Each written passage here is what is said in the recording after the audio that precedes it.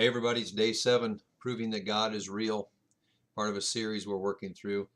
I wasn't going to do a video today because we've had some situations in our family where we're grieving the loss of a loved one, at the same time celebrating the life of this same loved one. This is an uncle that has a legacy that is really surpassed by no one. This is the man that led me to the Lord. I'm very eternally grateful for what took place with him in my life. He also led many other people to the Lord at the same time. So we're grieving that this week. At the same time, I don't want to leave you all out by what's going on in this world. So today we're day 7 of proving that God is real. And I'm just watching the headlines. I've got multiple screens set up here, just looking at different things. And a 7.8 magnitude earthquake just rocked Mexico City on the 25th anniversary of the same exact day that one took place. It was an 8.5 magnitude earthquake. I don't know what that means, but it's just ironic. It was on the same day. Hurricane Irma just came through the Caribbean, destroying everything there, and then walked its way up through Florida, annihilating things, and then ultimately into Georgia and southern Tennessee.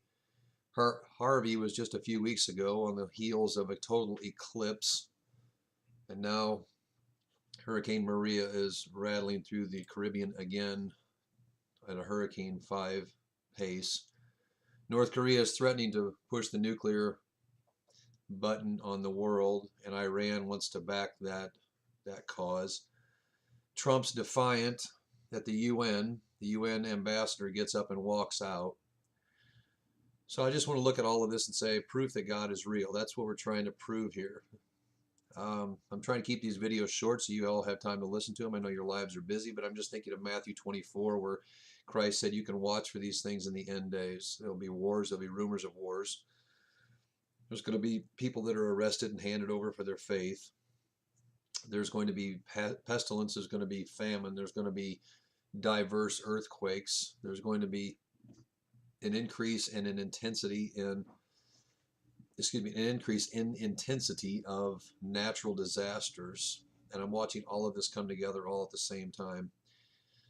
Does that prove that God is real? No, I don't think it does. Does it prove that the Bible is real? No, I don't think it does.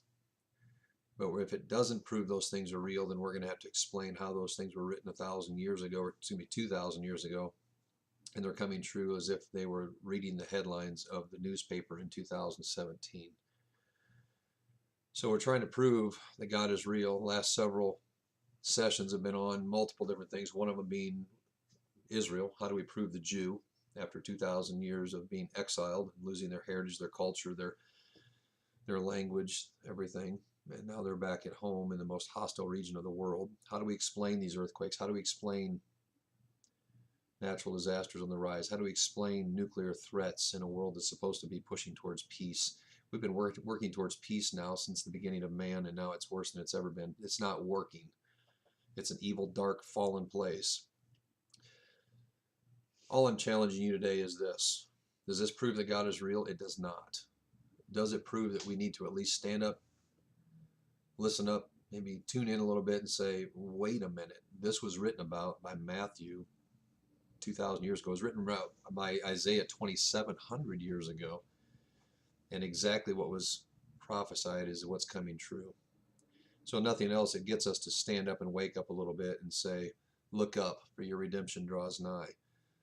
So that's my challenge today. This maybe doesn't prove anything to you, doesn't prove anything to me either, but it does at least get us to look up and say with anticipation, things are happening. This stuff's getting real. It's getting crazy.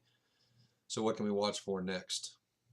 More of the same thing. So if God is real, then earthquakes will increase, hurricanes will increase, forest fires will increase, wars and rumors of wars will increase. Somebody will push the nuclear weapon button. ISIS will not be put to death. Christians will be persecuted and handed over for their faith. When those types of things go to that level, then just ask yourself this question: is God real? Because the Word of God, the Bible, is pointing towards those things like never before in the history of mankind. On my radio show, I start my show by saying, never before in the history of mankind has the world stage been so perfectly set for the return of Jesus Christ.